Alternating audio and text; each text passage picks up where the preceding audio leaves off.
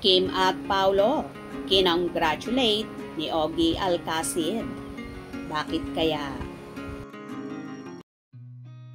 I've seen a lot of change, been through a lot of pain.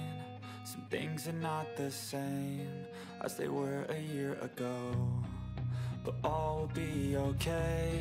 I move on each and every day.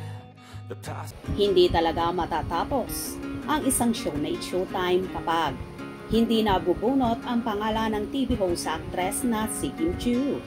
Sa nagdaan na namang episode ng naturang show, tila updated nga si Ogie Alcacid kung saan isa nga siya sa kurado.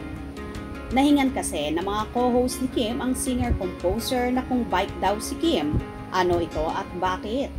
Sagot naman ni Ogie, race or bike? Ano ba? Road bike naman, sundot ni Bong Navarro. At inulit-ulit ni Ogie, ang road bike, sorry. Kung saan nagpasalamat naman si Kim at sinasabing, thank you, Sir Ogs. Salamat po sa punong hurado, kung saan nagkatawanan ang lahat. Meron pa po ba kayong idadagdag? Hirit ni Kim at sabi naman ni Ogie, wala na.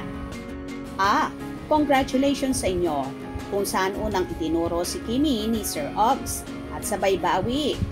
At sinabi kung saan itinuro ang contestant. Itinutok naman kay Kimi ang kamera at tawang-tawa ang actress. Kimi. Si Jackie. Si Kim? Oo, that's Kim. Racer bike? Road bike. Road bike, Thank sorry. you, Sir Og. Salamat po nung hurado. Pauwi mo na siya. Meron pa po ba kayo dito? Sana, Wala naman. congratulations. Ayan. Sa inyo. Hindi, sa inyo. Thank you so much po. Maraming salamat po, Grado Ogie Alcacid. Tila isa nga si Ogie Alcacid sa maraming nalalaman at nakasubaybay pagdating sa love life ni Kim na palaging ibinubuko ang mga ginagawa ng dalaga.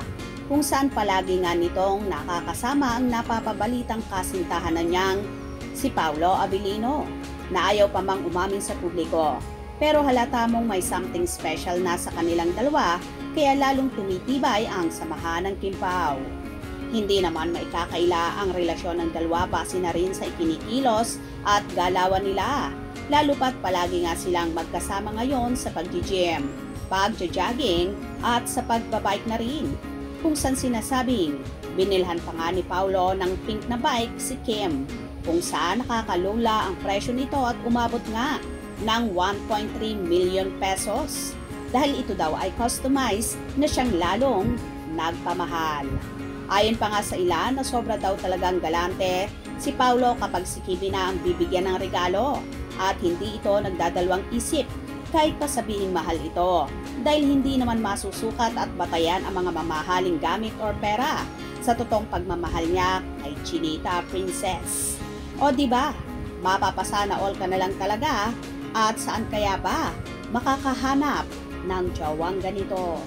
Hope you enjoy. Please subscribe for more info.